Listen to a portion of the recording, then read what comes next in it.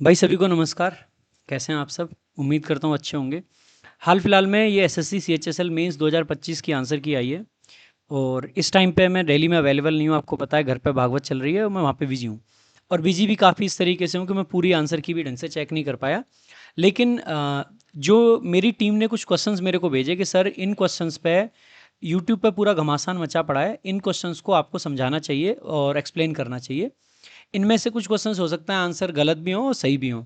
तो एक बार अपन लोग डिस्कस करेंगे कि क्या क्या ऐसे क्वेश्चंस हैं जिनको आप चैलेंज कर सकते हो और कौन से क्वेश्चंस को चैलेंज नहीं कर सकते हो। अगर इनके अलावा भी कोई क्वेश्चन ऐसा है जिसमें आपको डाउट है तो आप मुझे कमेंट सेक्शन में पूछ सकते हैं, क्योंकि मैंने सारा पेपर एनालाइज नहीं करा है।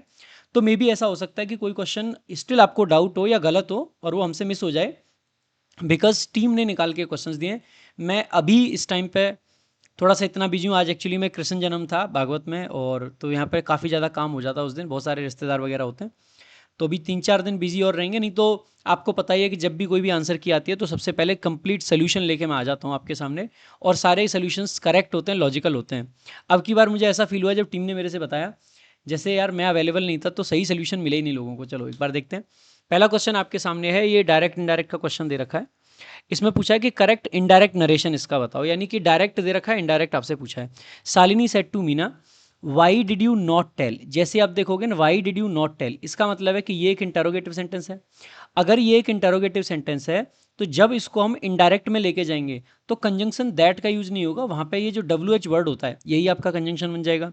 अगर यही आपका कंजंक्शन बन जाएगा तो आप देखोगे यहाँ पे वाई कंजंक्शन है और असैरेटिव स्ट्रक्चर है, करेक्ट बात है। वाई कंजंक्शन है, असैरेटिव स्ट्रक्चर है, करेक्ट बात है। लेकिन यहाँ पे दैट कंजंक्शन है तो आप कहोगे सर ये जो सी ऑप्शन है ना, ये ऑटोमेटिकली आपका एलिमिनेट हो जाता है। डी में देखेंगे वाई कंजंक्शन है, असैरेटिव स्ट्रक्चर है। पहला पॉइंट हमने यहाँ से देखा। अच्छा, सब में हमारा आस्क्ड आना चाहिए, आपने देखा सब में आस्क्ड है। इसके अलावा देखेंगे डिड यू नॉट टेल, इसका मतलब है कि पास्ट इंडेफिनिट का इंटरोगेटिव सेंटेंस है। अब देखो यहाँ पे क्या है ना, दो सेंटेंस, दो क्लॉजेज इसमें दे रखे हैं। Why did you not tell the truth to my friend when he was in real trouble. मैंने आपको ऑलरेडी बताया है सिलेक्शन सीरीज में, जब मैंने नरेशन आपको पढ़ाया था, कि जब भी आपके पास्ट के दो एक्शंस गिवन हो, कॉमा इन्वर्टेड कॉमा के अंदर में, जो इन्वर्टेड कॉमाज हैं इनके अंदर में अगर आपको पास्ट के दो एक्शन गिवन हो, तो हमारी फर्स्ट प्रायोरिटी ये होती है कि हम वो वाले ऑप्शन की तरफ जाएं जहां पे आपका बेसिकली कोई भी टेंस चेंज ना हो। सेकंड प्रायोरिटी अपन देते हैं कि मेन क्लॉज का टेंस बेशक चेंज हो जाए, लेकिन जो टाइम क्लॉज है ना उसका टेंस में रिटेन कर लेना चाहिए। अगर ऐसा भी ऑप्शन ना मिले तो ऐसे केस में हम दोनों टेंस को भी चेंज कर सकते हैं, दैट इज ऑल्सो एक्सेप्टेबल। अब हमें, क्योंकि यहाँ पे ना प्रायोरिटीज की बात है, यानी कि करेक्ट तो तीनों तरीके हैं। अगर प्रायोरिटीज की बात है तो हमें सबसे पहले फोकस करना चाहिए कि बाकी चीजों के बेस पे जो कि हम स्ट्रिक्ट रूल्स के माध्यम से या स्ट्रिक्ट कॉन्सेप्ट के माध्यम से एलिमिनेट कर सकते हैं, first of all we should focus on that part कि क्या क्या हम और एलिमिनेट कर सकते हैं। जैसे ही मैं ए ऑप्शन और बी ऑप्शन देखता हूं तो मुझे यहाँ पे एक मेजर डिफरेंस दिखाई देता है कि यहाँ पे सी का है और यहाँ पे ही का है। अब आपने देखा कि यहाँ पे यू था, यू यानी कि जो सेकंड पर्सन होता है, आपको पता ही है, इसको ऑब्जेक्ट के हिसाब से अपन चेंज करते हैं।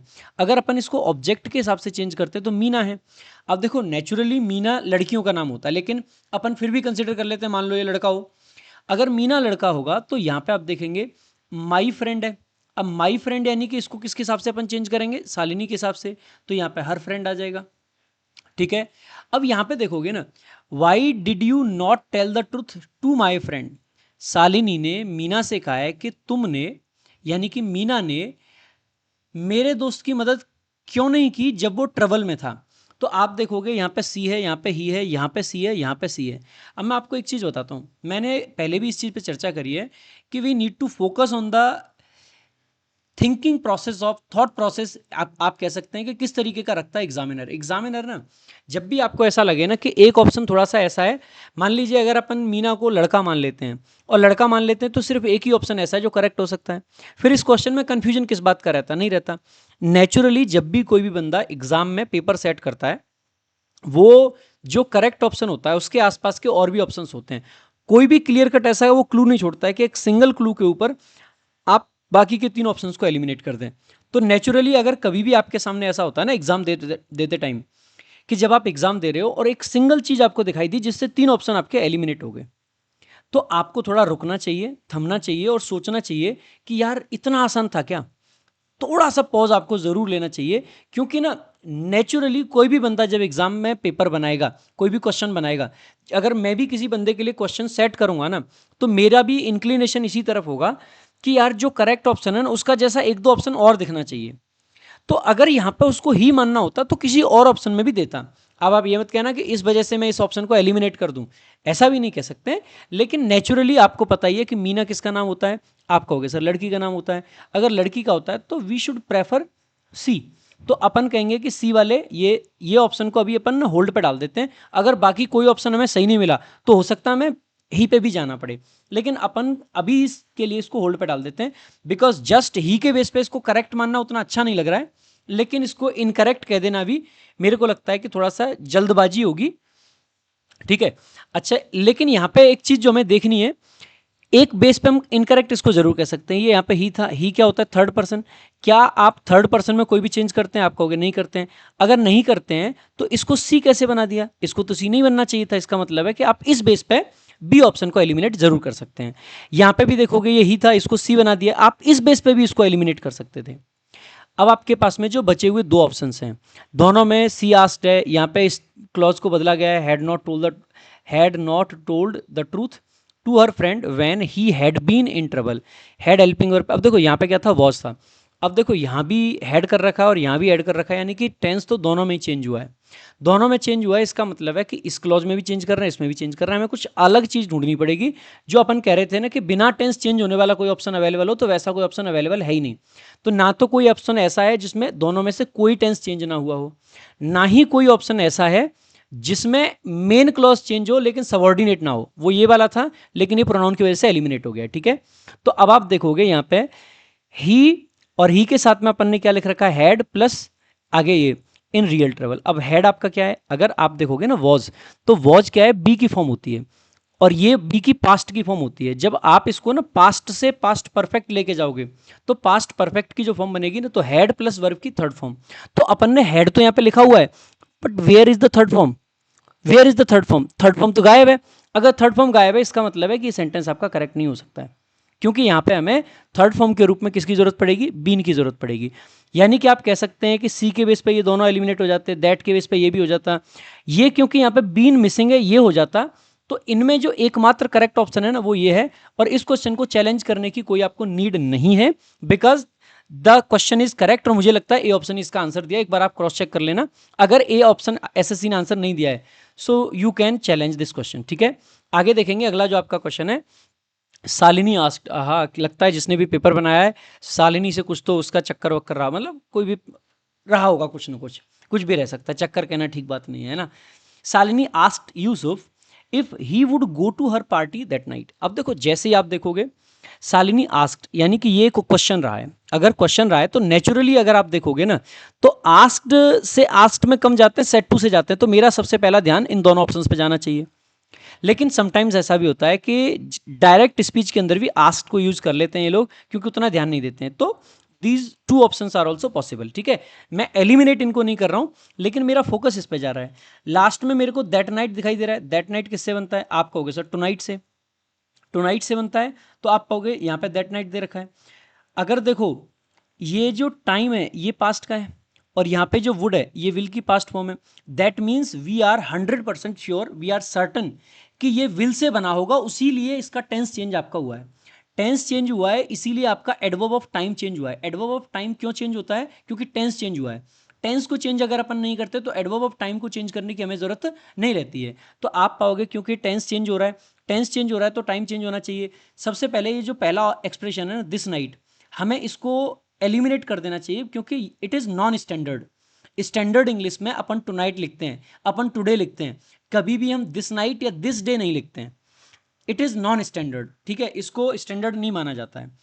लाइक हम यस्टरडे इवनिंग जनरली नहीं लिखते हैं, मतलब यस्टरडे नाइट जनरली नहीं लिखते हैं, हम क्या लिखते हैं, लास्ट नाइट लिख देते हैं। ठीक है, लास्ट नाइट लिख देते हैं, लेकिन यस्टरडे इवनिंग लिखना पॉसिबल होता है। ठीक है, तो आप इन चीज़ों का कुछ चीज़ों का ध्यान रखेंगे, ज़्यादा दिक्कत इसमें नहीं लेनी है। तो दिस नाइट की वजह से एक तो एलिमिनेट कर सकते थे, तो ये दैट नाइट का दैट नाइट छोड़ रखा है। अगर आपने विल को वुड कराए तो बेसिकली दैट नाइट किससे बना होगा, टू नाइट से, तो ये ऑप्शन भी आपका एलिमिनेट हो जाता है।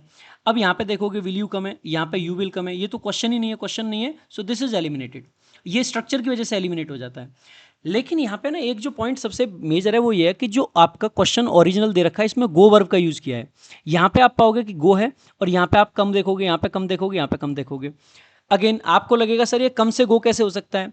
First of all you need to understand कि हम जब डायरेक्ट से इनडायरेक्ट की तरफ जाते हैं तो कम को गो कर देते हैं। वाई इट हैपन्स, क्या ऐसा होता क्यों है? इसलिए होता है मेरे भाई, ध्यान देना। जब कोई बात ओरिजिनली कही जाती है ना, लेट्स से कि मेरे घर में भागवत चल रही है अभी और मैं आपको कहता हूं कि यार मेरी भागवत में आ जाओ, ठीक है, मैं आपको कहता हूं कि मेरी भागवत में आ जाओ, यानी कि मैंने आपसे कहा है कि आप मेरी भागवत में आओ। लेकिन अगर इसी बात को कोई तीसरा आदमी किसी को बताता है, यस लेट्स से कि आपका दोस्त आपसे कहता है कि यार प्रशांत सर ने आपसे कहा था कि आप उनकी भागवत में चले जाओ। समझ रहे हो मैंने आपसे क्या कहा? मैंने आपको इनवाइट करा कि यार एक काम करो, 24 तारीख का भंडारा है और आप मेरी भागवत में आ जाओ। मैं आपकी जो नेटिव लैंग्वेज है ना हिंदी, उससे समझाना चाह रहा हूं, ठीक है। अब इसी बात को जब कोई और पर्सन आपसे कहेगा ना, तो वो आपको सिंपल ये कह सकता है कि यार प्रशांत सर ने आपसे कहा तो था कि आप उनकी भागवत में चले जाओ। आना और जाना, चले जाना, यानी कि यहां पे हम कम से गो की तरफ चले जाते हैं एंड इट्स एब्सोल्युटली नॉर्मल। लेकिन ये कोई थंब रूल नहीं है कि हमेशा अपन कम को गो में चेंज करेंगे, कोई थंब रूल नहीं है। समटाइम्स अगर उसी चीज को, क्योंकि ऐसा थंब रूल क्यों नहीं बन पाता है, लेट मी टेल यू। अभी मैंने आपको इनवाइट करा कि आप मेरी भागवत में आ जाओ। अभी मेरा जो भाई है सतेंद्र, वो आपको कॉल करता है कि यार आपसे सर ने बोला तो था कि आप भागवत में आ जाओ। बिकॉज जिस प्लेस की अपन बात कर रहे हैं, ओरिजिनल सेंटेंस भी उसी प्लेस पर रह के बोला गया है, और जब उसको नरेट किया जा रहा है ना, तो भी वो सेंटेंस उसी प्लेस पर रह के बोला जा रहा है। सो प्लेस अगर चेंज नहीं हुआ है तो जो वर्ब है वो चेंज नहीं होगी। लेकिन अगर यहीं पे ओरिजिनल सेंटेंस मैंने अपने गांव से आपके लिए बोला है, तो मैं आपको बुला रहा हूं तो कम वर्ब का यूज कर रहा हूं। बट इसी को नरेट करके कोई व्यक्ति जो दिल्ली में बैठा है वो इस सेंटेंस को आपको बताएगा, तो कम को उसको गो करना पड़ेगा। बिकॉज अब वो कम यूज करेगा तो उसको मेरे गांव में होना जरूरी है, तभी वो कम यूज कर पाएगा, अदरवाइज नहीं कर पाएगा। सो दिस इज वाई ऐसा होता है कि समटाइम्स हम कम को गो में चेंज कर देते हैं, बट समटाइम्स आपका कम को कम रहने देते हैं। So it's not a thumb rule. अब ऐसे केस में क्या करना है, हमने लास्ट क्वेश्चन में आपसे एक बात डिस्कस करी थी। You need to understand the mind set of the examiner. जो एग्जाम बना रहा है, जो बंदा पेपर सेट कर रहा है, यार आपको लगता है कि वो आपके लिए CHSL मेंस के पेपर में ऐसा क्वेश्चन सेट करेगा कि ये लो जी 3 में कम है, इसको एलिमिनेट, इसको एलिमिनेट, इसको एलिमिनेट? क्या ऐसा क्वेश्चन पेपर सेट करेगा क्या वो? नॉट पॉसिबल मेरे भाई, नॉट पॉसिबल। वो हमेशा क्या करेगा कि आपको जो करेक्ट आंसर है ना उसमें कंफ्यूज करेगा ही करेगा। जैसे इसका करेक्ट आंसर होना चाहिए सी ऑप्शन, नॉट ए। ए इसका करेक्ट आंसर नहीं हो सकता है, बिकॉज यहां पे जो वुड इसने लगाया है ना, जनरली वुड का ये वाला कोई यूज नहीं है। पहली बात तो इसलिए नहीं है। आप एक बात बताओ, अगर आपने जैसे ये वाला वुड लगाया, सॉरी ये वाला, ठीक है, अगर आप, मैं आपको कह रहा हूं कि आप मेरी पार्टी में, अगर मैं पार्टी के लिए आपको इनवाइट कर रहा हूं, मान लो पहले तो ये दिस नाइट की वजह से गलत था, ठीक है, अच्छा दिस नाइट को मान लेते हैं कि नॉन स्टैंडर्ड है, फिर भी आई कैन एक्सेप्ट कि करेक्ट है, ठीक है, लेट्स से कि इट कैन वर्क, ये काम कर सकता है। बट मेरे भाई you need to understand one thing, मैं आपको अपनी पार्टी के लिए इनवाइट कर रहा हूं, तो मैं आपसे क्या कहूंगा कि जाओ जी मेरी पार्टी में चले जाओ, जैसे मैं पार्टी में नहीं जा रहा हूं। अगर मैं आपको इनवाइट कर रहा हूं, अगर पार्टी मेरे से बिलोंग करती है, ओरिजिनली मेरे से बिलोंग करती है, that means I should invite you.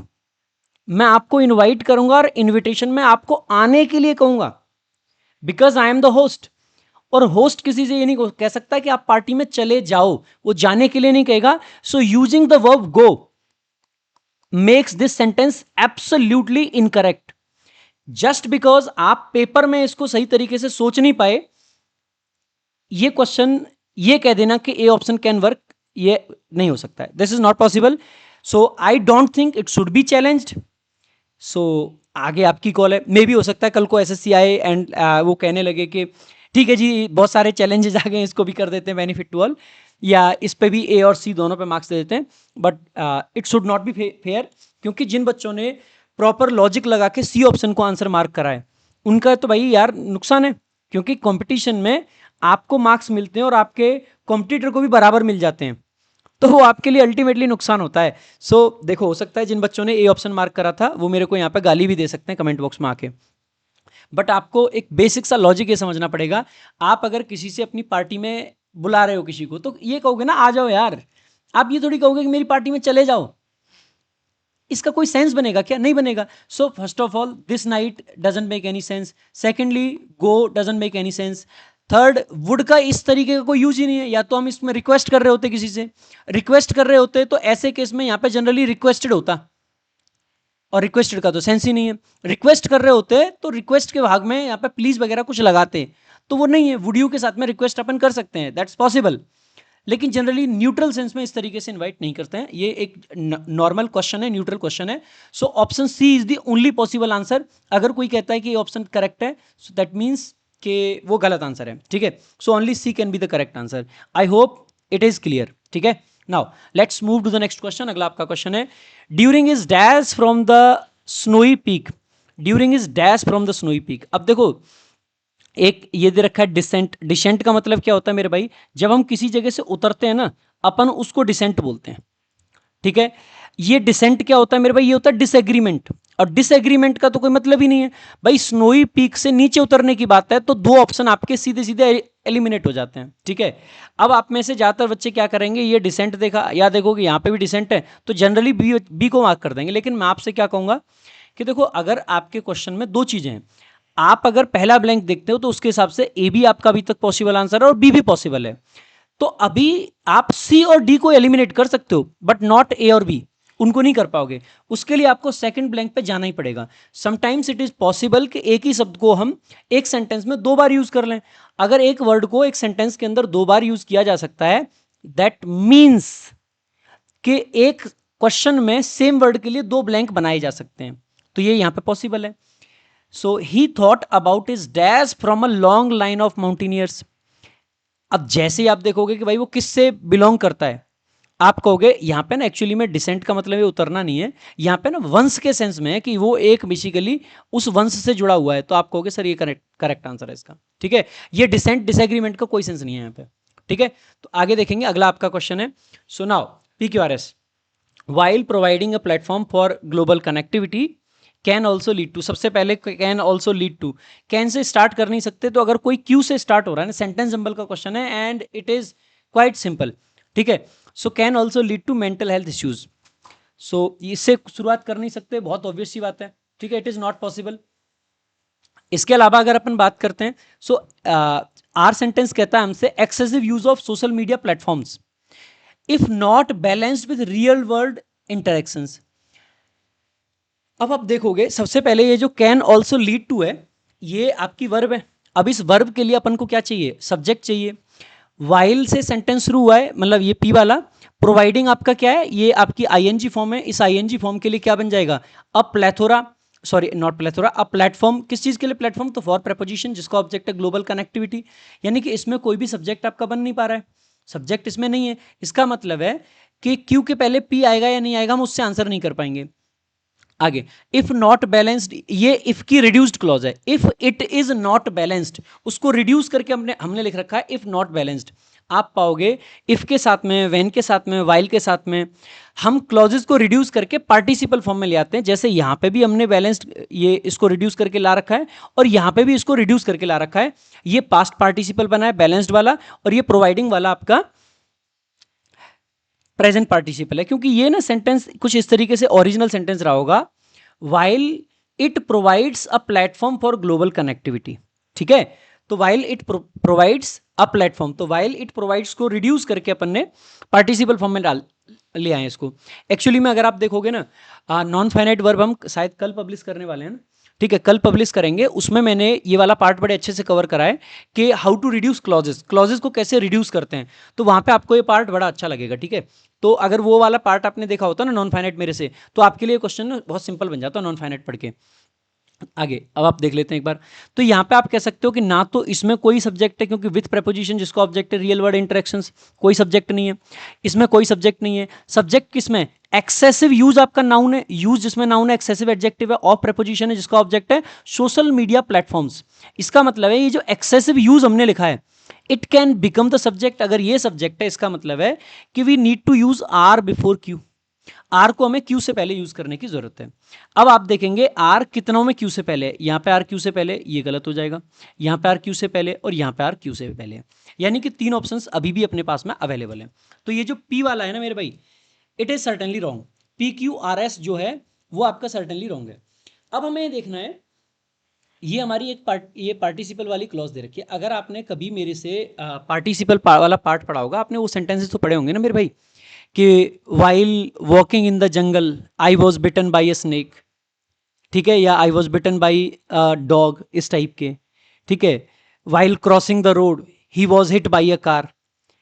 ये जो पार्टिसिपल में अपन पढ़ते हैं, बीइंग लेजी वाला आपने पढ़ा होगा, ठीक है, बीइंग अ रेनी डे, ठीक है, उस तरीके के सेंटेंसेस आपने पढ़े होंगे, जहां पे नेचुरली हम एक सेंटेंस को स्टार्ट करते हैं या तो पार्टिसिपल से या फिर उस पार्टिसिपल के साथ में अपन वाइल लगा लेते हैं, ठीक है।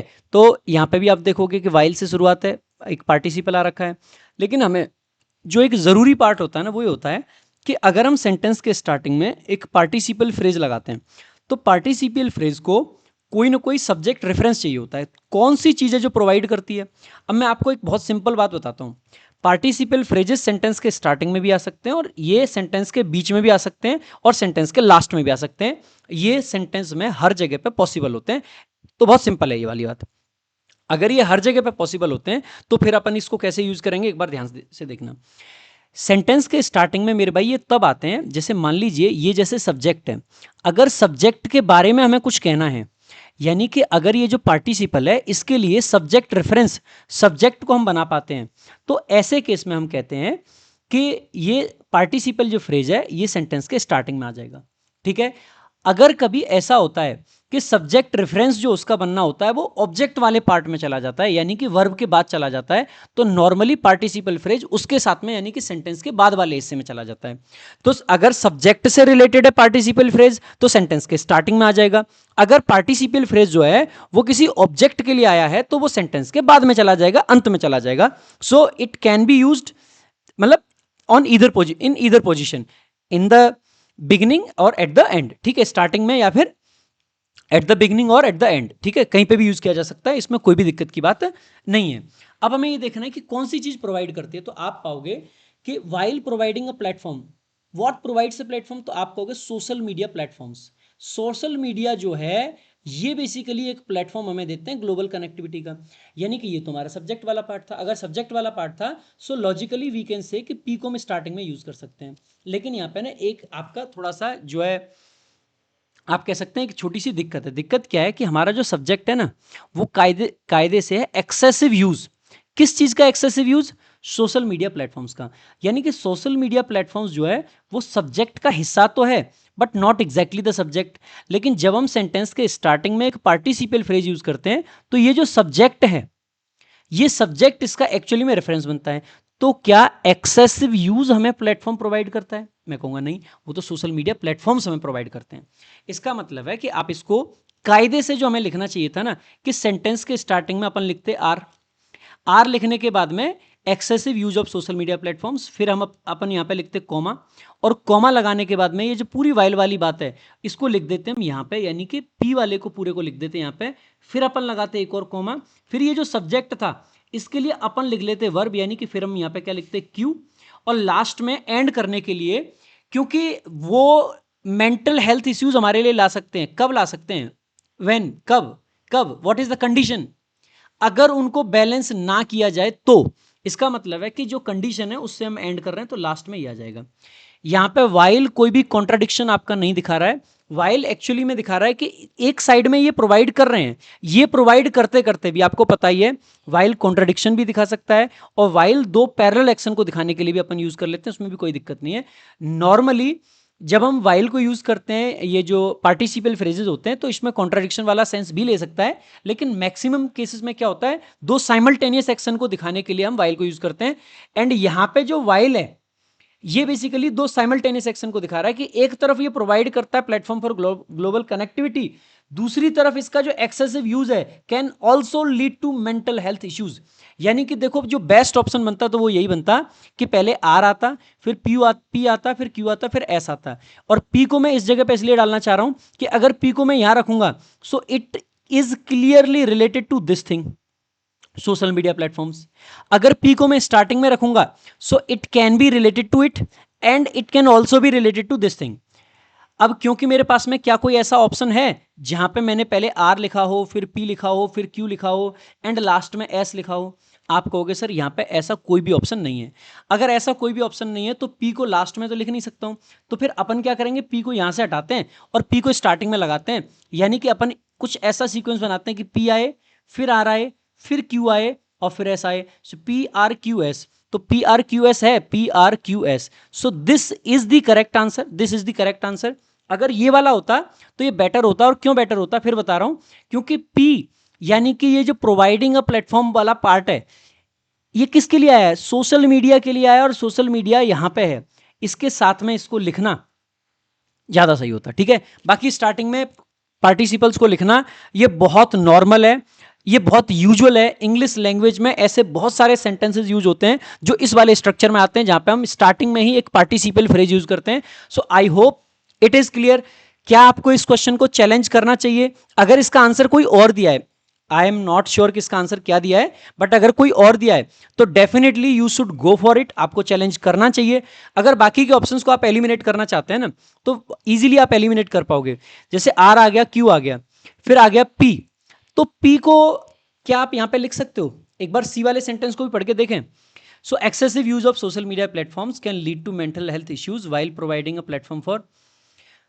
अगेन अगर आप इसको जैसे ही आप देखोगे ना, यहां पे लिख दोगे पी को यहां लिखते हैं ना, हेल्थ इश्यूज जो हैं, ऐसा लग रहा है कि हेल्थ इश्यूज प्रोवाइड करते हैं एक platform for global connectivity.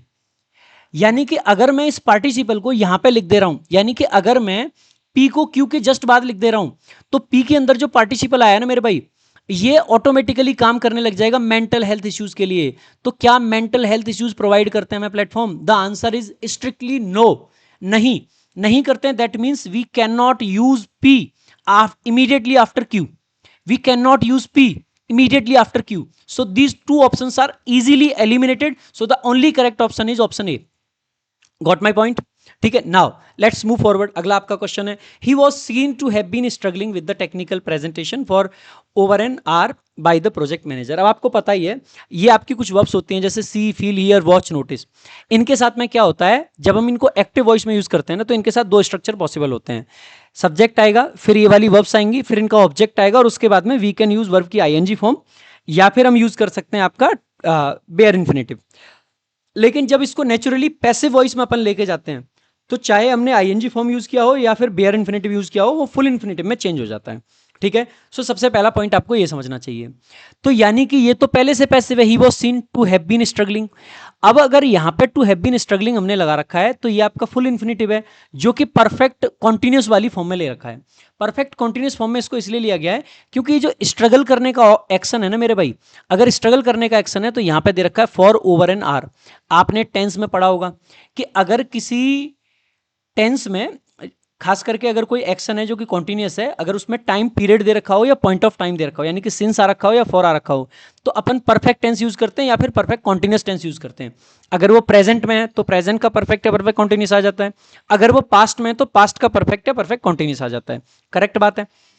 Similarly अगर कोई एक्शन इन्फिनेटिव के अंदर है और उसके साथ में अगर हमने कोई टाइम पीरियड वगैरह यूज कर रखा है, so in that case as well हमें वहां पे परफेक्ट इन्फिनेटिव या फिर परफेक्ट कॉन्टिन्यूस इन्फिनेटिव का यूज करना चाहिए।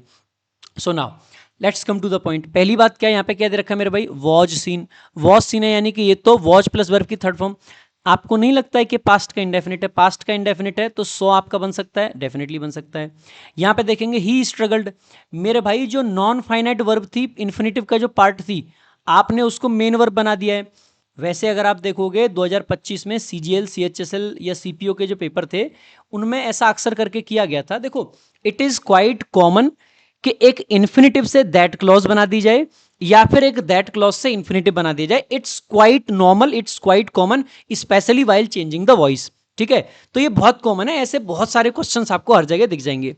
लेकिन एक नॉन फाइनाइट वर्ब को उठा के मेन वर्ब बनाया जाए, इट्स रेयर, ठीक है। ये थोड़ा सा रेयर पार्ट रहता है, तो आप पाओगे because it changes the meaning. हम कहना तो ये चाह रहे थे कि ही वॉज सीन स्ट्रगलिंग, उसको स्ट्रगल करते हुए देखा गया, बट यहां पे हमने ये कह दिया कि he struggled with the technical presentation.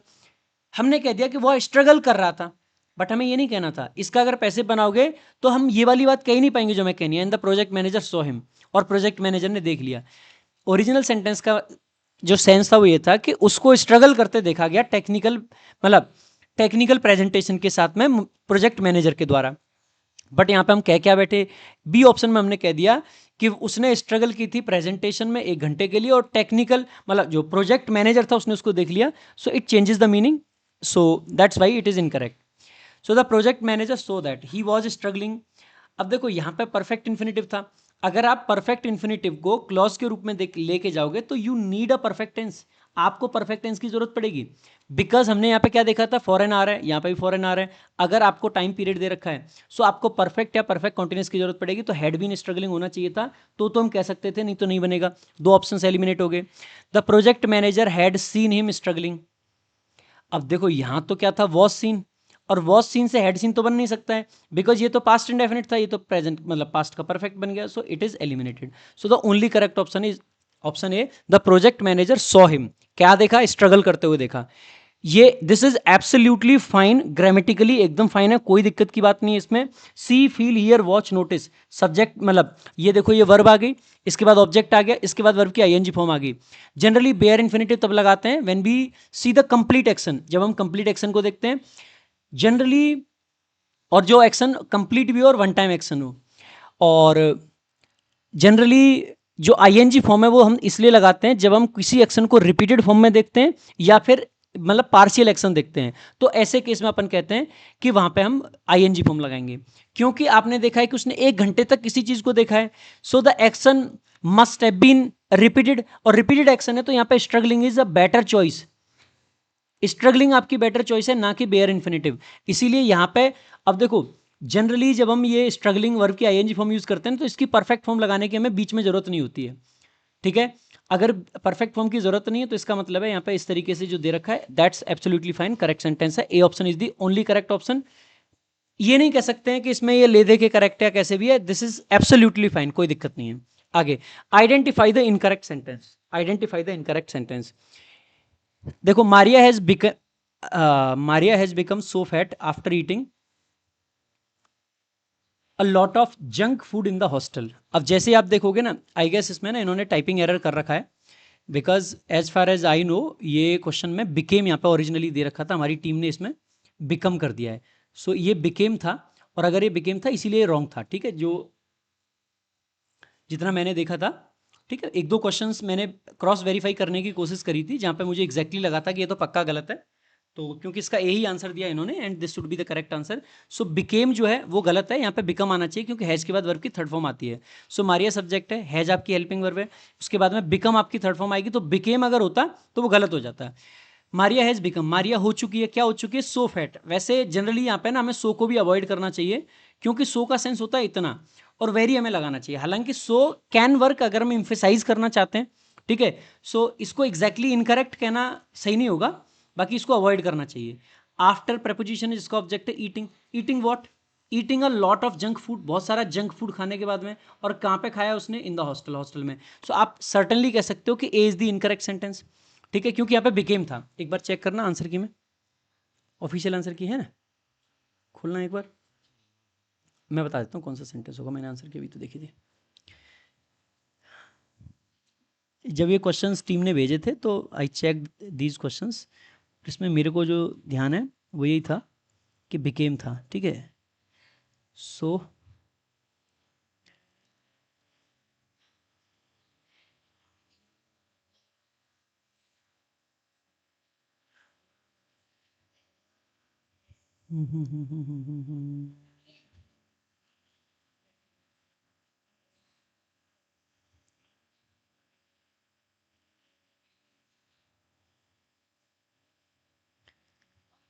Maria, Maria कहाँ गया मारिया,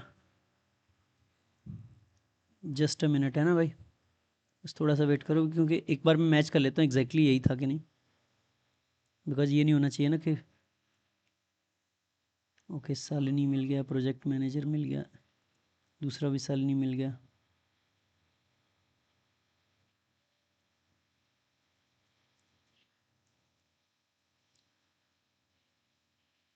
हाँ देखो, ये बिकेम दे रखा है एक्चुअली में, यहाँ पे अपनी टीम ने गलती कर दी है, सो माफ़ी चाहूँगा मैं टीम की तरफ से। मैं एक्चुअली में भागवत में हूँ, मैं ज़्यादा देख नहीं पाया। अगला सेंटेंस है एवरी स्टूडेंट, सब्जेक्ट है। अब एवरी स्टूडेंट के साथ में सिंगुलर वर्ब आ जाएगी हैज़ टू। हैज़ टू के बाद में वर्ब की फर्स्ट फॉर्म है, क्योंकि ये बेसिकली कंपल्सन को दिखाता है, ठीक है। So has to take, take के बाद में क्या टेस्ट है, टेस्ट के साथ टेक वर्ब आती है, कोई दिक्कत की बात नहीं है। The sentence is correct. Beena is my sister's best friend, ये बीना सब्जेक्ट है, इज आपका बेसिकली क्या है, लिंकिंग वर्ब है। लिंकिंग वर्ब है तो आगे माई सिस्टर्स बेस्ट फ्रेंड आपका क्या है, कॉम्प्लीमेंट है, फ्रेंड नाउन है, बेस्ट एडजेक्टिव है। और किसका बेस्ट, तो माई सिस्टर्स बेसिकली क्या है आपका पजेसिव केस है, तो एब्सोल्युटली फाइन, कोई दिक्कत नहीं है, ये सेंटेंस भी करेक्ट है, ठीक है। तो आप कहोगे सर ए में एरर था। कोरियन वेब सीरीज, अब देखो सीरीज एक ऐसा नाउन होता है जो कि सिंगुलर फॉर्म और प्लूरल फॉर्म में सेम रहता है।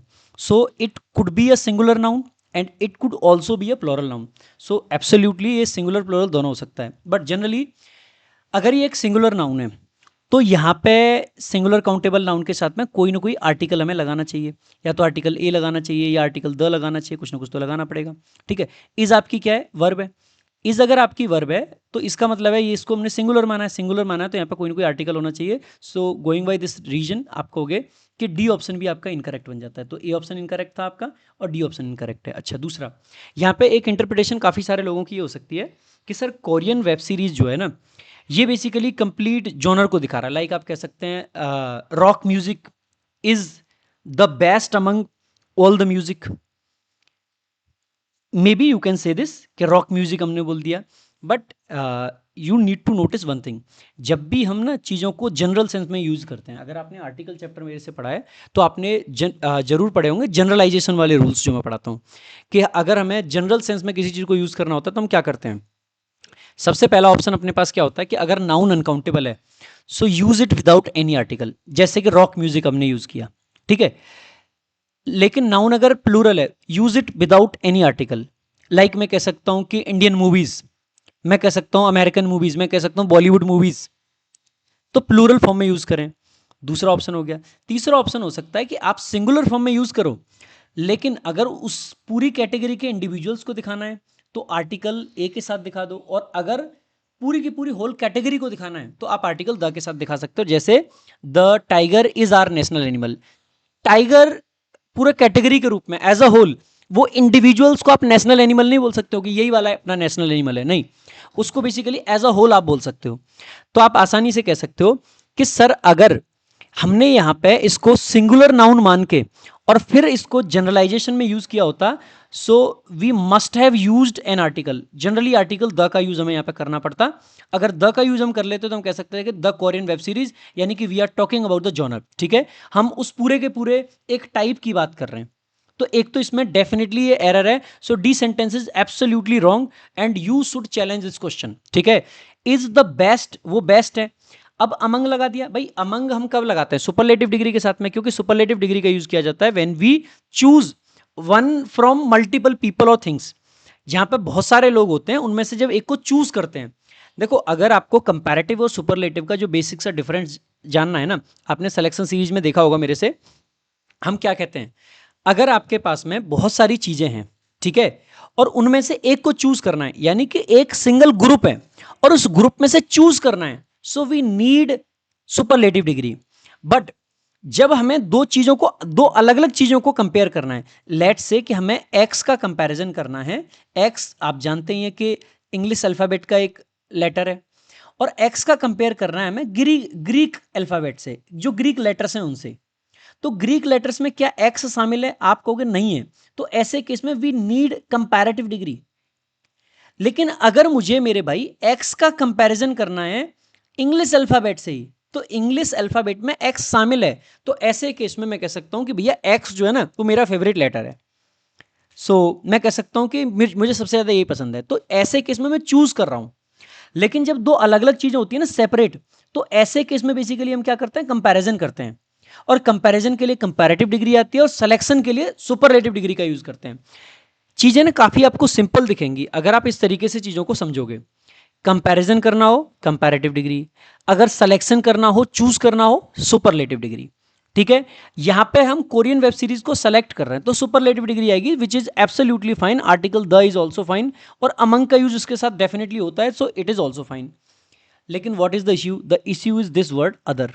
You can not use other, because superlative degree क्या दिखाता है मेरे भाई? सिलेक्शन। सिलेक्शन तब करेंगे ना जब इंक्लूजन होगा। अब आप एक बात बताइएगा, मान लीजिए कि आप 9वीं क्लास में पढ़ते हैं, ठीक है, और बात आपसे अगर कोई आके ये कहे कि मान लीजिए आपका कंपैरिजन करने लगे हम 10वीं क्लास के बच्चों से, तो क्या 10वीं क्लास के बच्चों में से आपको सेलेक्ट कर सकते हैं? नहीं कर सकते हैं। नहीं कर सकते। सिलेक्शन सिर्फ तब हो सकता है जब आप 10वीं क्लास में शामिल हो गए। अगर 10वीं क्लास में से सबसे अच्छा बच्चा सेलेक्ट करना है तो उसकी पहली कंडीशन ये है कि वो बच्चा 10वीं क्लास का होना चाहिए। अगर वो 10वीं क्लास से बिलोंग नहीं करता है ना, तो आप उसको सेलेक्ट कैसे करोगे? नॉट पॉसिबल, पॉसिबल ही नहीं उसको सेलेक्ट करना। तो इसीलिए क्या होता है कि जब भी हम सिलेक्शन की बात करते हैं तो वी नीड इंक्लूजन, लेकिन जब भी हम सिलेक्शन को छोड़ के कंपैरिजन की बात करते हैं तो हमें एक्सक्लूजन चाहिए। आप 10वीं क्लास में हो और फिर मैं आपको आपकी क्लास के सभी लोगों से कंपेयर करूं, तो सभी लोगों में तो आप भी शामिल हो। तो जब कंपैरिजन करेंगे तो मैं कहूंगा कि बाकी के सभी लोग, बाकी के सबसे कंपेयर करूंगा, बाकी यानी कि अदर वाला सेंस। तो भाई सिंपल शब्दों में आप ये कह सकते हो, superlative degree inclusion, comparative degree exclusion. Comparative degree exclusion दिखाती है, और एक्सक्लूजन को दिखाने के लिए दो शब्द होते हैं हमारे पास में, एक होता है अदर और एक होता है एल्स। एल्स आता है जनरली जो प्रोनाउंस होते हैं ना आपके एवरीथिंग वगैरह उनके साथ, और अदर आता है आपका नाउन के साथ। नाउन के साथ सीरीज के साथ आ रखा है, लेकिन यहाँ तो सुपरलेटिव डिग्री है। क्या सुपरलेटिव के साथ अदर आएगा? Not possible. इसका मतलब है यहाँ पे अदर भी गलत है, यहाँ पे इज भी गलत है, आर आना चाहिए था। तो सबसे पहले तो अदर नहीं आएगा, दूसरा यहाँ पे आर आएगा। दैट मीन्स कि ए ऑप्शन बी आपका इनकरेक्ट है और आपका ये भी इनकरेक्ट है, and you should challenge this question. ठीक है, नाउ लेट्स मूव फॉरवर्ड। और ये है आपका एक PQRS का सॉरी एक क्लोज टेस्ट का क्वेश्चन, एक बार देख लेते हैं इसमें से कौन से क्वेश्चंस में आपको डाउट हो सकता है। So democracies are usually credited with being resilient. कहा गया है कि डेमोक्रेसी, जो डेमोक्रेसीज होती हैं इनको ऐसा क्रेडिट दिया जाता है कि ये रेजिलिएंट है, यानी कि लंबे टाइम तक टिक पाती हैं। येट फिर भी द पास्ट इंडिकेट्स दैट, लेकिन फिर भी पास्ट हमें ये दिखाता है, ठीक है, the past indicates that they can be quite vulnerable. वो वल्नरेबल भी हो सकती हैं, यानी कि वो बेसिकली इजीली अफेक्टेड होता है। वल्नरेबल का मतलब जिसको कोई भी आसानी से प्रभावित कर सकता है। दोज इंस्टीट्यूशंस, यानी कि जो डेमोक्रेटिक इंस्टीट्यूशंस हैं, that are meant to protect freedom can weaken when citizens become disconnected और when politicians take advantage. So इन्होंने कहा है कि वो इंस्टीट्यूशंस जो कि बेसिकली बनाए जाते हैं, दैट आर मींट, उनका मतलब ही ये है कि वह प्रोटेक्ट करेंगे फ्रीडम को, कि वह फ्रीडम को प्रोटेक्ट करेंगे। कैन वीकन, वह कमजोर हो सकते हैं। कब कमजोर हो सकते हैं? व्हेन सिटीजन्स, जब सिटीजन्स बिकम डिसकनेक्टेड, वो डिसकनेक्टेड फील करने लगे, या फिर जब पॉलिटिशियंस लेने लगे एडवांटेज। किस चीज का एडवांटेज लेंगे? Advantage of dash with in the system, जो सिस्टम के अंदर कमियां हैं उनका। भाई एडवांटेज आप किसका उठाओगे? क्या सिस्टम के अंदर जो बैलेंस है उसका फायदा उठाओगे? That is not possible. क्या सिस्टम की स्ट्रेंथ का फायदा उठाओगे? If the system is strong तो पॉलिटिशियंस उसका फायदा नहीं उठा पाएंगे। अगर फायदा उठाना है, if anybody has to take advantage of anything, तो वहां पे बेसिकली क्या है? कमियां होनी चाहिए। So strength is not possible. अब एक तो फॉल्ट, ये भी कमियां होता है, एक है गैप्स, ये भी कमियां होता है। मेरे भाई एक बात बताओ, क्या डेमोक्रेटिक सिस्टम जो है इसके अंदर फॉल्ट है? देखो फॉल्ट तो है, लेकिन फॉल्ट का फायदा नहीं उठाया जाता है। फॉल्ट का फायदा नहीं उठाया जाता, फायदा उठाया जाता है बेसिकली जब कहीं पे कहते हैं ना, जैसे आप घर परिवार में आप रहते हो, आपके घर में ऐसा एक फॉल्ट हो सकता है कि आपके पिताजी आप पे ज़्यादा ध्यान ना देते हो, तो आप इसको फॉल्ट मानोगे या थोड़ा सा ये मानोगे कि थोड़ा सा ना ढील दे रखी है? वो गांव में एक वर्ड होता है ना, ढील दे दी है। और जब चीज़ें ढीली होती हैं ना तो वहाँ पे गैप आ जाता है, और उस गैप का जनरली फायदा उठाया जाता है। किसका फायदा उठाया जाता है? गैप का। तो सिस्टम के अंदर जो फॉल्ट है ना, उन फॉल्ट को तो पॉलिटिशियंस की वैसे भी जिम्मेदारी होती है कि करेक्ट करें। वैसे तो गैप भरने की भी उनकी जिम्मेदारी होती है, लेकिन वो फायदा किस चीज का उठाते हैं? गैप्स का। जो गैप है ना, उस गैप का फायदा उठाया जाता है, ना कि फॉल्ट्स का। तो faults doesn't make any sense specially in this context. ठीक है, तो फॉल्ट को अपन यहाँ पे एलिमिनेट करके गैप्स को मार्क करेंगे।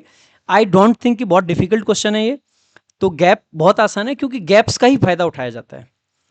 गैप्स का ही फायदा उठाया जाता है, फॉल्ट्स का नहीं उठाया जाता है। ठीक है, जैसे डेमोक्रेसी के अंदर कोई फॉल्ट नहीं दिखता है। डेमोक्रेसी एक ऐसा सिस्टम है जो कि कई हजार सालों के बाद में लोगों को लगा कि ये एक बेस्ट फॉर्म है।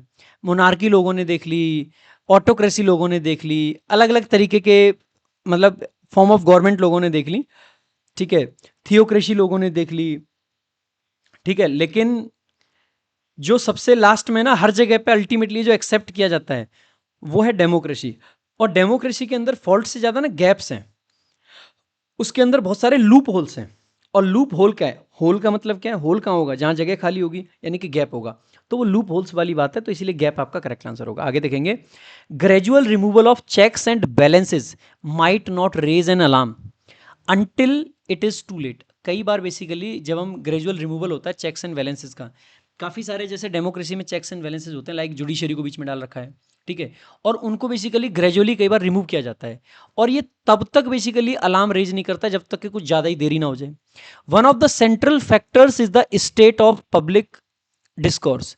और इसके लिए जो एक जो सबसे इंपॉर्टेंट फैक्टर्स हैं उनमें से एक है द स्टेट। स्टेट का मतलब यहाँ पर राज्य नहीं है, स्टेट का मतलब है स्थिति। किसकी स्थिति, पब्लिक डिस्कोर्स, यानी कि जो पब्लिक ओपिनियन है, जो पब्लिक की चर्चा है, उसकी जो स्थिति है, उनमें से एक इसके लिए सबसे बड़ा फैक्टर है। करेक्ट बात भी है।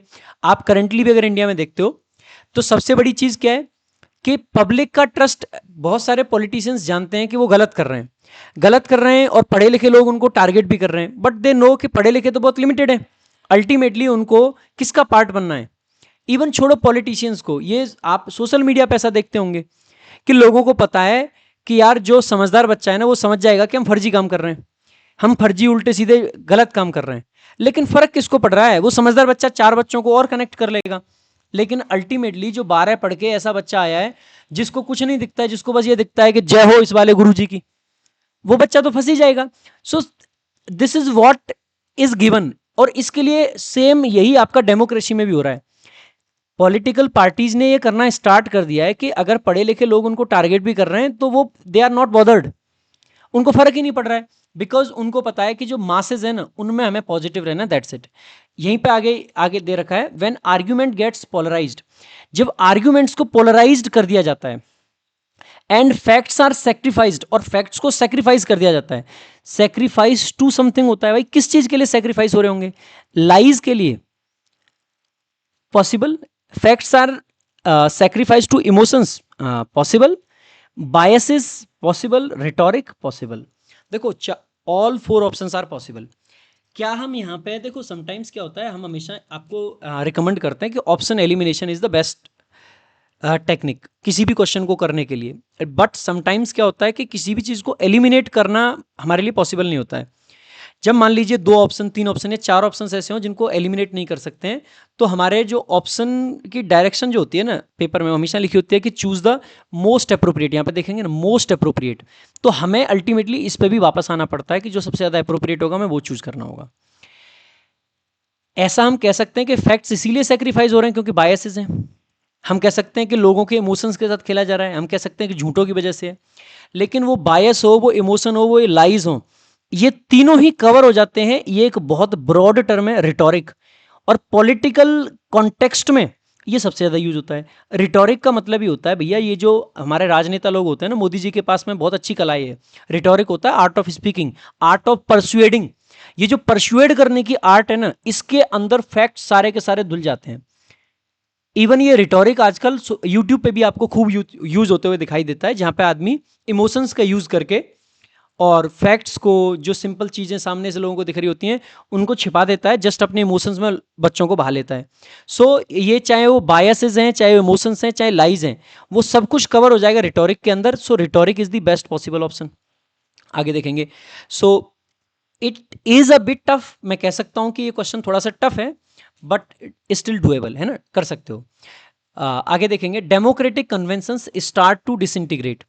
और ऐसे केस में जो डेमोक्रेटिक कन्वेंशंस होते हैं, कन्वेंशंस ऐसी लॉज होती हैं जो बेसिकली अनरिटन लॉज हैं ना, उनको कन्वेंशंस अक्सर करके बोल देते हैं, या जो कॉन्स्टिट्यूशन के बाहर की लॉज हैं उनके लिए बोल देते हैं, ठीक है। The media is responsible here, यहाँ पे मीडिया रिस्पॉन्सिबल होता है, इधर एज अ वॉच डॉग और as a megaphone for disinformation. और मीडिया रिस्पॉन्सिबल दो तरीके से, या तो एक वॉच डॉग का काम कर सकता है कि देखते रहे बस, और दूसरा मेगाफोन फॉर डिस इन्फॉर्मेशन, कि या फिर एक बहुत बड़ा टूल बन सकता है ये गलत इंफॉर्मेशन फैलाने के लिए, ठीक है। सो आगे देखेंगे, the advent of echo chambers has made it simpler for individuals. The advent का मतलब होता है अराइवल, और किसका, इको चेंबर्स। इको चेंबर्स कौन से चेंबर्स होते हैं मेरे भाई, इको तो जानते ही हैं कि जहाँ पे बेसिकली कोई, जैसे मान लीजिए हमने आवाज़ लगाई, सामने से वही आवाज़ लौट के अगर मेरे कानों में आती है तो यही इको होता है। अब इको चैम्बर क्या है? डिजिटल इको चैम्बर्स आजकल बन गए, लाइक आपका यूट्यूब है, फेसबुक है, ये इको चैम्बर्स हैं। आप 4 दिन ऐसी पोस्ट देख लो जो मोदी जी को सपोर्ट करती हैं, आपके पास में वही पोस्ट आने लगेंगे जो मोदी जी को सपोर्ट करती हैं। एंड स्लोली स्लोली, चाहे आप इवन एक्स देख लोगे ना, ये जो ट्विटर हुआ करता था, इस पे भी ऐसा होता है कि अगर आपने दो ऐसे लोगों को फॉलो कर लिया, दो ऐसे लोगों को फॉलो कर लिया जो कि बेसिकली, एक बार मैं देख लेता हूँ कहीं बंद तो नहीं होगी रिकॉर्डिंग, हैं? चल रही है ना? चल रही है भाई, काफ़ी लंबी चली गई थी यार, 50 मिनट की होगी तो। कोई नहीं भाई, देखो मैं अच्छे से समझा रहा हूँ। So it is a bit long, but कोई दिक्कत की बात नहीं है भाई, ठीक है। अपन अच्छे से पढ़ा रहे हैं तो यार थोड़ा सा उस साइड है क्या, बैटरी चार्जिंग पे लगा देता हूँ भाई, कोई दिक्कत की बात नहीं है, ठीक है। देखो, सो अपन आप आसानी से कह सकते हैं कि यहाँ पे अपन रिटोरिक को मार्क करेंगे, इसके बाद में देखेंगे। So the advent of echo chambers वही है बेसिकली जहाँ पे हम जो बाकी के लोगों के ओपिनियंस हैं ना उनको नहीं देख पाते हैं, जो हम पसंद करते हैं देखना वही हमें दिखाई देता है, वही हमें सुनाई देता है, वही हमें सही लगता है। Has made it simpler for individuals to shun करने का मतलब है ख़त्म करना, मारना, काटना एक तरीके से। किस चीज़ को? पर्सपेक्टिव्स को। कैसे पर्सपेक्टिव्स? एक है डिसेक्टिंग का मतलब होता है काटना, that's not possible. Opposing perspectives यानी कि मैं सोचता हूँ कि जय मोदी जी, और कोई किसी को लगता है कि दय मोदी जी में, तो दोनों बेसिकली क्या है? अपोजिंग है। लेकिन अगर मैं जय मोदी जी में मानने वाला हूँ तो बेसिकली मेरे को जय मोदी जी की पोस्ट दिखेंगी, तो मेरे लिए बड़ा आसान है कि जो ऐसे पर्सपेक्टिव्स हैं उनको ख़त्म कर दूँ। So opposing is possible. Critical perspectives it's not possible. Critical perspectives नहीं होते मेरे भाई, क्रिटिकल तो आपका भी हो सकता है। सो क्रिटिकल को यहाँ पे नहीं लगाएंगे। ऑल्टरनेटिव, देखो पर्सपेक्टिव्स में ना ऑल्टरनेटिव्स की बात नहीं करते हैं कि ये इसका ऑल्टरनेटिव क्या है। ऑल्टरनेटिव ऑप्शंस हो सकते हैं किसी भी चीज़ के लिए। ऑल्टरनेटिव बेसिकली क्या है? जैसे आपको कोई काम करना है, उसके लिए एक एक्स ऑप्शन आपके पास है, उसके लिए दूसरा ऑप्शन अगर आपके पास आ जाए ना तो वो उसके लिए ऑल्टरनेटिव है। But in case of perspective में क्या होगा कि जैसे मैं किसी एक चीज़ को मानता हूँ, अब मुझे ना कोई मेरे को अपोजिट मानेगा ना, उसी से फर्क पड़ेगा। मान लो मुझे एक्स अच्छा लगता है, किसी को वाई अच्छा लगता है, किसी को जेड अच्छा लगता है, ये ज्यादा डिफरेंस पैदा नहीं करता है। लेकिन मुझे एक्स पसंद है और किसी दूसरे को एक्स नहीं पसंद है, वो वाला पर्सपेक्टिव को मारना, खत्म करना चाहते हैं कि ये वाला एक्स पर्सपेक्टिव खत्म हो जाए, ठीक है। लाइक मैं आपको बताता हूँ कि मैं विराट कोहली का फैन हूँ, मेरे घर में मान लो एक कुलदीप है, कुलदीप को विराट कोहली पसंद है, लेकिन उसको साथ साथ में रोहित शर्मा पसंद है। तो मैं कुलदीप के उस ओपिनियन को बहुत ज़्यादा काटना पसंद नहीं करता हूँ, क्योंकि मुझे पता है कि वो यार कोहली का भी फ़ैन है। लेकिन अगर कोई ऐसा बंदा मेरे घर में आ जाए कि यार मेरे को विराट कोहली पसंद है और उसको विराट कोहली पसंद नहीं है, इसका मतलब है कि this is what opposing perspective is. So हमें ना ऑल्टरनेटिव पर्सपेक्टिव की दिक्कत ही नहीं है, दिक्कत किसकी? अपोजिंग की। So this is the best option. आगे देखेंगे स्ट्रेंथनिंग ट्राइबलिज्म, जिसकी वजह से ट्राइबलिज्म को बेसिकली स्ट्रेंथन कर रहा है ये। आगे economic inequality is another threat. Economic inequality जो है ना, ये भी एक थ्रेट है।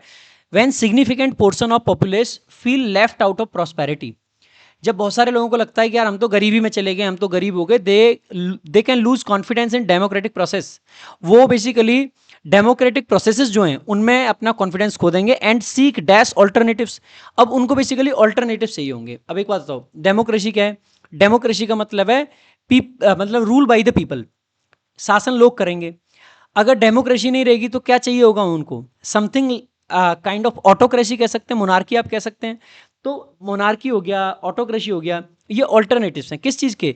क्या ये वॉयलेंट है? कोई भी नहीं चाहेगा कि वॉयलेंट चाहिए भाई। कोई ऐसा थोड़ी चाहेगा कि यार डेमोक्रेसी में हम अमीर नहीं हो पा रहे हैं, एक काम करते हैं, एक ऐसा ले आते हैं जो हमें मार दे। क्या वॉयलेंट चाहिए होगा क्या उसको? Not possible. So this is eliminated. Radical, देखो रेडिकल इज पॉसिबल, लेकिन मैं यहां पे ये कहना चाहूंगा, देखो रेडिकल का मतलब क्या होता है? रेडिकल जरूरी नहीं है कि वो डेमोक्रेसी के बाहर जाए। लाइक मान लीजिए डेमोक्रेसी ही चलती है और जनता को लगता है कि यार ये ना मोदी जी कुछ नहीं कर रहे हैं, एक काम करते हैं, अपने यहाँ पे एक रेडिकल नेता आया अरविंद केजरीवाल, जिसने कहा कि मैं सब कुछ फ्री कर दूंगा, ये कर दूंगा। So it was a radical, मतलब कॉल कह सकते हैं, ठीक है, एक रेडिकल एक्शन कह सकते हैं। सो रेडिकल ऑल्टरनेटिव नहीं होते हैं, रेडिकल एक्शंस हो सकते हैं। जहाँ पे चीज़ें एकदम मतलब ना जो स्ट्रिक्ट एक्शंस होते हैं ना उनको बोलते हैं, तो रेडिकल उतना अच्छा यहाँ पे नहीं बनेगा। इसके अलावा है अथॉरिटेरियन। अथॉरिटेरियन का मतलब क्या है मेरे भाई? जैसे डेमोक्रेसी में क्या है, रूल बाय द पीपल, लेकिन अथॉरिटेरियन में क्या है कि जहाँ पे ऊपर आपके अथॉरिटी बैठी है जो आपके ऊपर हुक्म चलाएगी, एक टाइप में राजा बैठा है, कोई बेसिकली मोनार्क कह सकते हैं, या आप कह सकते हैं कि कोई हिटलर टाइप का व्यक्ति बैठा है, जो ज़रूरी नहीं कि वायलेंट हो, लेकिन जैसे मान लो जो किंग जोंग उन है, या फिर आप मान लो जैसे ये आपका चाइना के अंदर है, ये अथॉरिटेरियन गवर्नमेंट है। सो ये आपका पॉसिबल आंसर है। एक्सट्रीमिस्ट लाना ज़रूरी नहीं होता, एक्सट्रीमिस्ट तो इवन डेमोक्रेसी के अंदर भी आ जाते हैं। आगे देखेंगे, they this cynicism can be taken advantage of, और इसका एडवांटेज लिया जा सकता है populist movements that make quick fixes but destroy democratic ideas. क्योंकि ऐसे मूवमेंट्स जो कि बेसिकली तुरंत तो बहुत सारी चीज़ों को फिक्स कर देंगे, लेकिन जो डेमोक्रेटिक आइडियाज हैं उनको बेसिकली वो डिस्ट्रॉय कर देते हैं। Democracy must be safeguarded, democracy को सेफगार्ड करना चाहिए विद विजिलेंस, विजिलेंस के साथ में, पार्टिसिपेशन के साथ में, willingness to search for truth. Without these, इनके बिना even the most entrenched system can become dash comma susceptible to rot. अब can become honest, not possible, क्योंकि यहाँ पे कॉमा के बाद में अगर नेगेटिव वर्ड है, सिंसियर नेगेटिव वर्ड नहीं है, स्ट्रॉन्ग नेगेटिव वर्ड नहीं है, एक ही वर्ड नेगेटिव है, दैट इज वल्नरेबल। वैसे भी वल्नरेबल के साथ भी टू आता है, so that's the correct answer. तो ये आपका करेक्ट है। आगे एक पैसेज है, इसमें गलती से इन लोगों ने ना सोर्स मेंशन कर दिया है आंसर की डालते टाइम, और ये गलती से मेंशन हुआ है क्योंकि दो पैसेज हैं, एक में ही सोर्स मेंशन करा है। So this is a classical mistake. बाकी इससे आपको ये समझ आता है कि द हिंदू के एडिटोरियल पूछे जाते हैं, और भाई पिछले 2.5 साल से मैं आपको free of cost the Hindu for Hindi medium provide करता हूँ, टेलीग्राम प्रशांत सोलंकी इंग्लिश पर जाके पढ़ लिया करो। अगर पढ़ा होता तो आप पाओगे कि शायद हो सकता है ये भी कवर हो रखा हो। बाकी in the coming year, in the coming days, years नहीं कहूँगा, आगे आने वाले समय में मैं बहुत जल्द आपको द हिंदू के सिंगल डे में मल्टीपल जो एडिटोरियल्स होते हैं वो कवर करके देंगे। In fact not just the Hindu, इसके अलावा इंडियन एक्सप्रेस वगैरह हो गए, जो अदर ऑल्टरनेटिव न्यूज़पेपर्स हैं ना, उनके भी एडिटोरियल्स कवर करके देंगे। सो आप स्टे कनेक्टेड, कुछ बहुत ज़बरदस्त करने वाले हैं अपन, मजा आएगा आपको देख के। बाकी टेलीग्राम ज्वाइन कर लेना, प्रशांत सोलंकी इंग्लिश और Prashant sir notes, selection series follow करते रहना, मजा आएगा। बाकी भाई थोड़ी वीडियो लंबी होगी बिकॉज मेरे को आदत नहीं है इस तरीके से लैपटॉप पे क्लास लेने की, और मैं इसीलिए कोई सेंटेंस भी नहीं लिख पाया because I am not comfortable with this pen system. ठीक है, बाकी अगर यही मैंने सोल्यूशंस आपको डिजिटल बोर्ड पे कराए होते तो you must have enjoyed these solutions, because मैं लॉजिक्स पे बात करना चाहता हूँ और मैं चीज़ों को अच्छे से समझाना चाहता हूँ। ठीक है, so this is all for today, thank you so much, जय हिंद, जय भारत।